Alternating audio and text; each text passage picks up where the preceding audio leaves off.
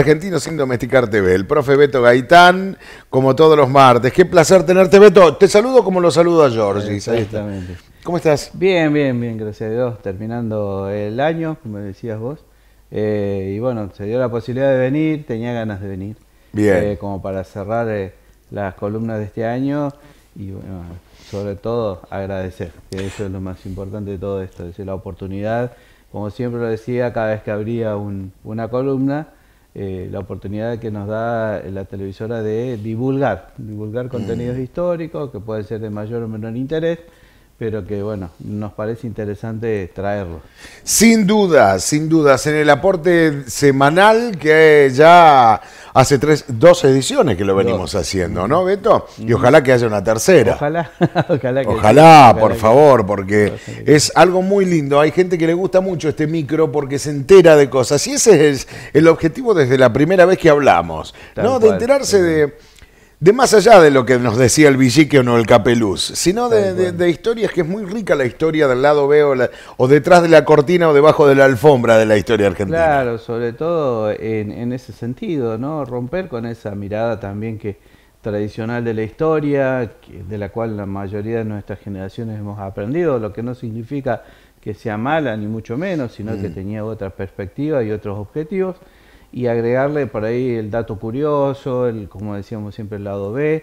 Y en esta segunda edición, este segundo año, tratamos de ir girando hacia la historia también regional de nuestra zona, que muchas veces lo hemos hablado, toda nuestra zona, hablando no solo de Córdoba, ¿no? Córdoba, Santa Fe, toda esta parte centro, denominada región centro, tenemos muchísimo de historia que está como oculta, o al menos no es muy conocida.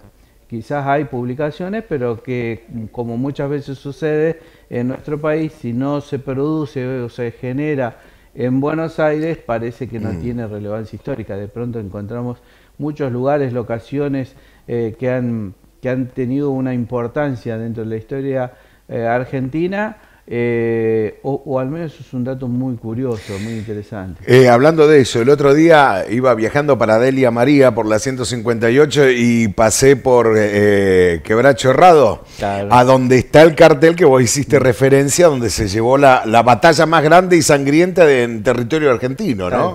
Tal cual. La más, en cuanto a dos ejércitos que se enfrentan, más numerosa de toda la historia de la Argentina. Mirá. Que supera en número, no así en importancia, quizás en relevancia histórica, obviamente a la batalla de San Lorenzo, que simbólicamente es muy fuerte, pero que fue una escaramuza, si se quiere, o las del Ejército del Norte, las más importantes, la de General Belgrano, de Salta y Tucumán, y toda esa zona. Nunca concentró semejante cantidad de soldados, y sobre todas las cosas con el contexto que era una guerra civil, ¿no? Claro. Y está muy cerca de nuestra región, pasamos permanentemente y vemos un cartel, pero bueno, vamos concentrados en la ruta y no nos llama. Para cómo está puesto en una curva y contracurva el cartel, que hay que estar más pendiente de la curva que del cartel, ¿no? Y ahí surgen muchas historias paralelas o relacionadas, algunas que son mitos, como por ejemplo, que quedó latente ahí, la de la pulpera de Santa Lucía. De Santa Lucía, que, bueno, para la historia oficial porteña siempre parece que queda mejor decir que se fugó con este unitario a la banda oriental, o lo que es Uruguay, y no al interior. Parece que siempre hay que exiliarlo. Claro, siempre hay que exiliarlo. El porteño siempre se va, nunca va para otra parte que no sea el exterior. Y en realidad que hay varias publicaciones que dicen todo lo contrario. Mirá vos. Y que se ha convertido hasta ahora en un mito. Lo mismo la Villa Concepción del Tío, que es el lugar cercano, que era la capital justamente de aquella zona departamental en aquellos tiempos. Particularmente yo en su momento, cuando era muy chico, había ido en una excursión escolar ahí y me había llamado poderosamente la atención la iglesia que tienen, que se hace una procesión muy grande y tiene muy parecida a la Virgen que está en Catamarca, por ejemplo, que tiene un altar en la parte superior y que gira la imagen y queda un altar oculto. Claro. Bueno, en esa parte superior hay una escalera y hay un montón de sables. Y claro, resulta que ahora descubro, investigando todo esto, que todos esos sables y todo ese museo que está generado en la misma iglesia y después en la villa, tiene que ver con esta época de unitarios y federales. y la importancia que tenía como ciudad o localidad la Villa Concepción del Tío en aquellos tiempos, Seguro. ¿no? En el siglo XIX. Pero en definitiva, para no andar en todo eso, es que nuestra región tiene mucho de historia. El Graf Spee, por ejemplo, el Graf Spee, el famoso crucero de bolsillo, claro, que que hablaba, sí. la armada nazi alemana, que bueno, es hundido por su capitán luego de la batalla del Río de la Plata. La mayoría de su tripulación anduvo por esta zona buscando destino. Algunos se quedaron en Uruguay y otros fueron a vivir en lo que hoy es Villa General Belgrano. Pero muchos de ellos anduvieron por acá y hay datos, al menos desde el punto de vista del relato oral, que algunos estuvieron acá en Brinkman también, claro, en algún momento. En una cena. En una famosa cena y un baile que se hizo. Sí, sí, ¿no? Bueno, esta zona tiene mucha cosa de historia. Hablábamos de Quebracho Herrado, del Tío, bueno, de esta anécdota, no sé qué, como mito urbano, si fue real, porque viste que muchas cosas tienen su misterio también, ¿no? Sí. Y bueno, sin ir más lejos, también acá muy cerquita de Jesús María, donde lo mataron a Facundo Quiroga, claro, ¿no? Ahí Cabeza de Tigre. Ahí. Claro, ahí. ¿Cómo es que se llama ahí? Ahí había una posta en ese lugar. Y en Cabeza de Tigre. Cabeza de Tigre, pero ahí se llama Raco, ¿no? ¿Cómo es? Barranca Yaco. Barranca Yaco. Bien, también que tuve la posibilidad de ir a visitar y es bueno, muy impactante también, ese lugar. Villa Totoral tiene una historia fenomenal. Manuel de Falla vivió ahí, uno de los más acérrimos opositores al franquismo español, perseguido por la dictadura de Franco, una de las obras más literatos más importantes de España. Vivió en la villa, Villa Totoral. Hay muchos, toda esta zona tiene muchísimo de historia. Bueno, ni hablar si vamos ya para el norte cordobés, que bueno, está más vinculado ya. Claro, pero era por el Camino Real y toda esa zona, ¿no? Sí. Pero nos citamos ahora para el otro lado, ¿no? Para el lado de Chile, cordillera y más acá en el tiempo también. Bueno, justamente buscando una historia que tenga que ver con esta época.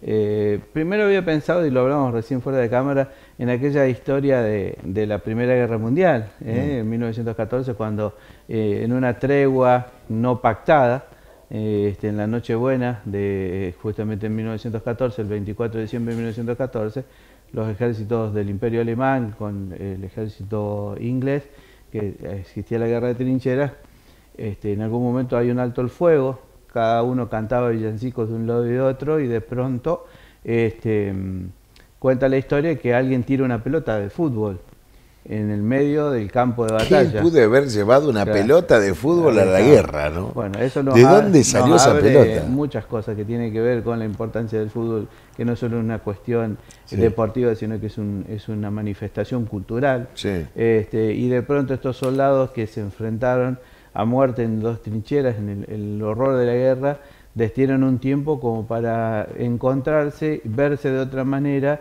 y hasta jugar un pequeño partido de fútbol hasta que nuevamente la artillería los sorprende a ambos bandos y tienen que volver a la guerra. Había pensado en esa historia, de hecho hay una canción muy linda que se llama Pipa de la Paz, de Paul McCartney, que habla de eso, pero me hacía un poco ruido que no era de la historia argentina. Claro.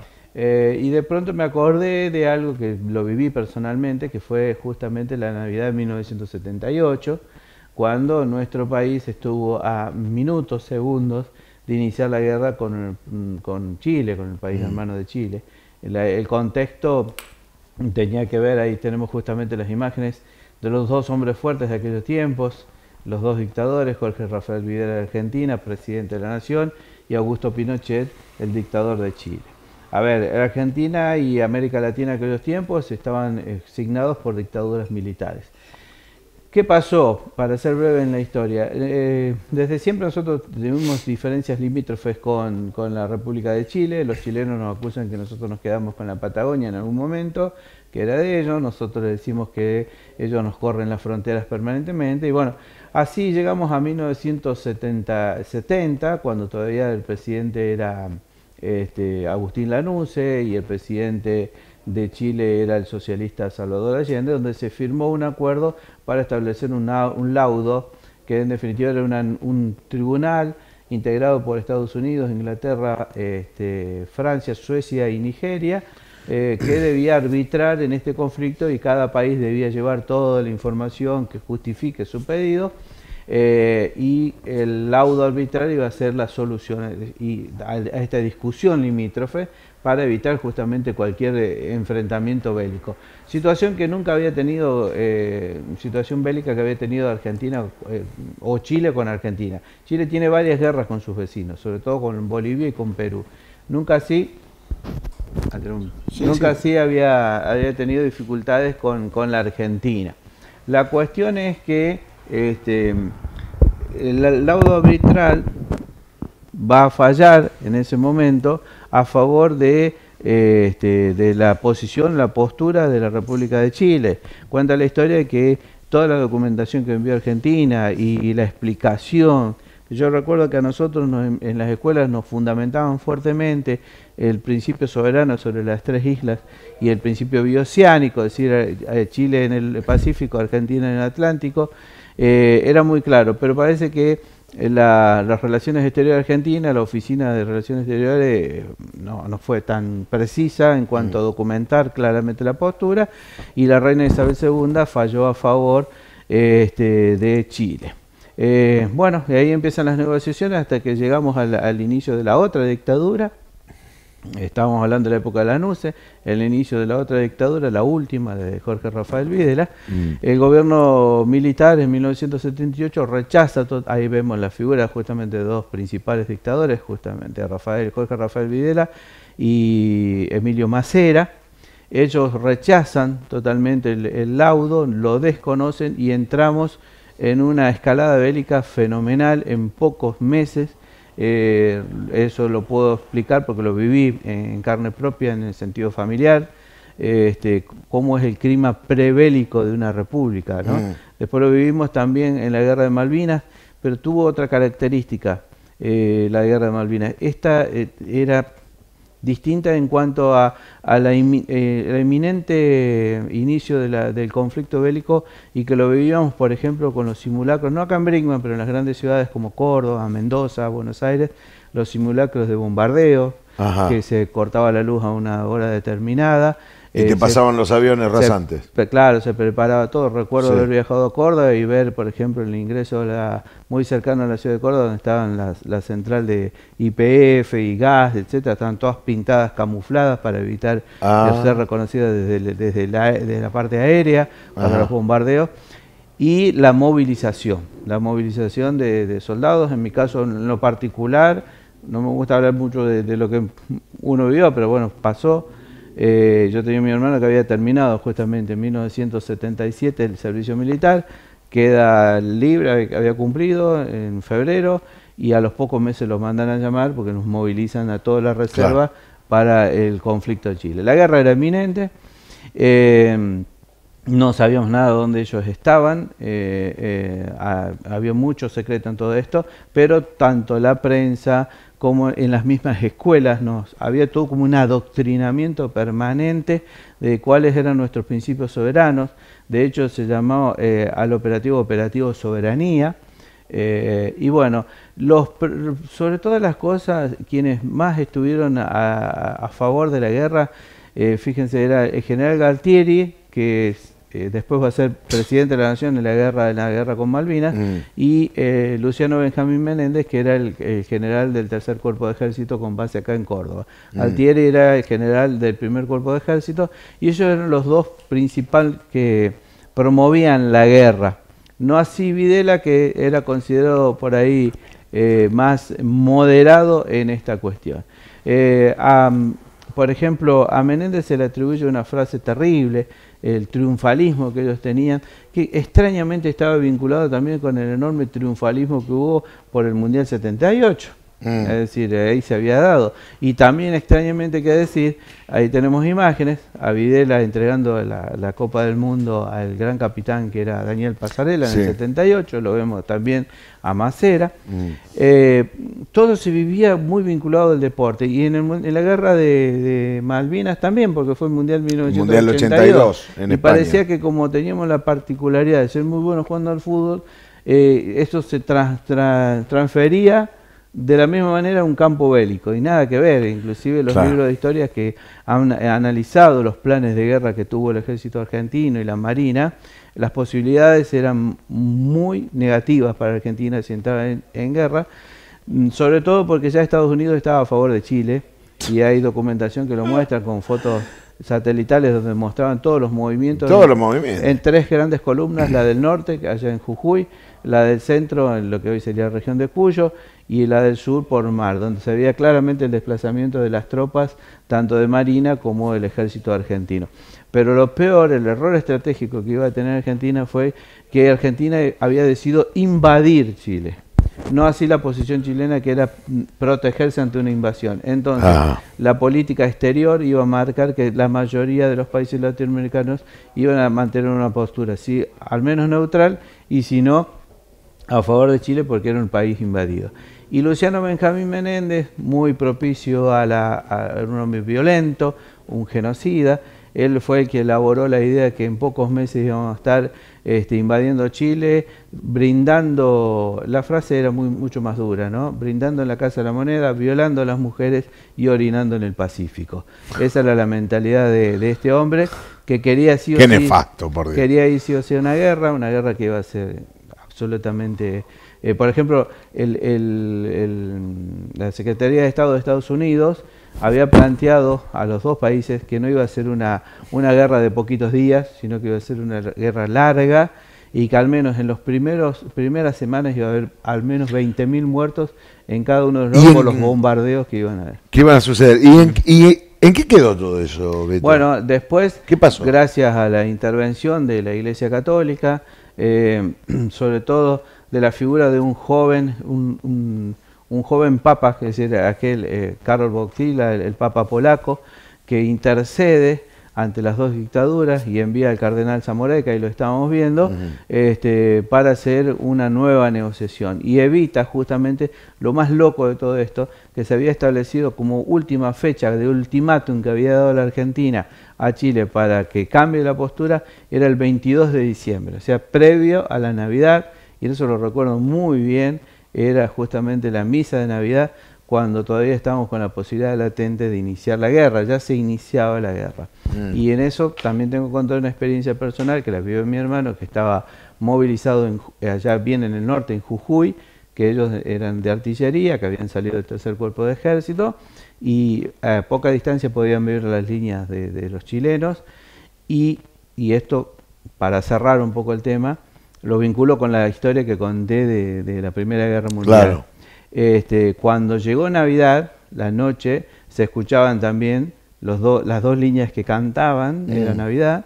Se hizo un silencio muy, muy raro, muy especial, y llegó la noticia que había un alto el fuego. O sea que, porque ya se iniciaban, ellos tenían orden de iniciar el ataque, y la infantería, que estaba unos 500 o 600 metros más adelante, iba a iniciar el avance. Cuando se da la noticia que vino el alto al fuego, o sea que no se iban a iniciar la invasión, ambas líneas, tanto la chilena como la argentina, empezaron a disparar al cielo. Al aire, sí. Como festejando el momento. Dice que fue un espectáculo tremendo ver todo ese movimiento, ese fuego, y también lo que implicó para ellos saber a lo que iban a estar expuestos, porque iba a ser literalmente una masacre. Y entonces por eso recordaba esta historia de la Primera Guerra Mundial. Claro, comparándolo, ¿no? Es decir, a veces como nuestros líderes políticos, quienes sean, están más enfrascados en su triunfalismo, en su ego. Hay más datos históricos, ¿no? La interna que había dentro de la Junta Militar, también, pero bueno, es para un análisis mucho más grande. Lo bueno fue que se evitó la guerra. Sí. Lo malo fue eso, que estuvimos al borde de una guerra, muy, muy raro todo, muy increíble, en el medio de la Navidad de ese año. Y un dato anecdótico más, que en la zona de Neuquén, una columna del ejército argentino, por las malas comunicaciones, no recibió la noticia de que había un alto al fuego. No, en realidad no es la expresión alto al fuego, o sea, no se iniciaba la guerra, y así todo invadió. Habían avanzado, y con helicópteros tuvieron que llegar hasta la zona donde estaban y hacerlos volver, porque ellos tenían la orden de avanzar a la madrugada. Claro, a tal hora avanzaría. Y a las 0 horas del 24 de diciembre tenían la fecha para atacar. Rara la fecha que eligieron. Sí. Bueno, y en cuanto a eso, vos sabés que, le comento al público, antes de salir al aire con Beto, yo le estaba mostrando un reel de un museo que se abrió en Cañada Rosquín, ¿no? Que es del Museo de León Gieco, que es maravilloso. Me dieron ganas de ir, con todo lo que hay. Y justamente la canción con esta guerra fue que León se inspiró en hacer Solo le pido a Dios. Exacto. ¿No? Que la guerra no me sea indiferente. ¿no? Esa canción nace en el contexto del clima prebélico que se vivió en 1972. Y que fue prohibida. Exactamente. Por hablar de la guerra. Mirá, ellos querían hacer la guerra, pero una canción que pedía que no se haga la guerra. Lo malo de todo esto, la consecuencia negativa es que algunos militares se quedaron con las ganas de ir a una guerra y de 1978 pasaron unos años después, 1982, no se le ocurrió otra cosa que iniciar una guerra contra una de las principales potencias del mundo con un error, un cálculo estratégico malísimo, pensando que íbamos a ir a negociaciones, entramos en una guerra. Dejo de lado el principio soberano que todos reconocemos y entendemos y vamos a defender sobre nuestras Islas Malvinas. El error estratégico fue querer enfrentar a Inglaterra, aliada a Estados Unidos, y que íbamos a tener alguna chance de ganar una guerra como esa. Beto, excelente, como siempre, te agradezco muchísimo, gracias, espero que el próximo año nos veamos, ojalá que sigamos, veremos qué pasa, bien, estar aquí en la pantalla y poder, porque hay mucha más historia para saber, hay ¿no? Mucho, y bueno, principalmente agradecer a ustedes que me dan este espacio, a los chicos de edición, a Hernán Coria que dirige todo esto y sobre todo que tienen el espíritu de la apertura de destinar un espacio de televisión para hablar de historia, y que creo que más allá de quien sea que hable de historia, lo significativo es entender que de la historia se puede aprender para no cometer los mismos errores. Fíjense lo que acabo de mencionar. 1978 no hubo una guerra, gracias a Dios. 1982 hubo una guerra, con todo lo que eso significa. Entonces, agradecerles a todos, ojalá que podamos volver, y si no, en algún momento vamos a hacer alguna intervención, pero invitarlos a todos a que, que si les interesa algo de la historia, hay muchos libros, hay mucho para buscar, las redes sociales tienen que servir para algo más que sea para divertirnos nada más, y desearles a todos que tengan un lindo fin de año y que ojalá que empecemos todo un año que sea para mejor para todos, porque nos lo merecemos. Mirá que de acá a algún futuro se habrá para hablar de historia que estamos viviendo en estos momentos, ¿no? ¿Hay chicos interesados en seguir el profesorado de historia? No tanto. Mira vos.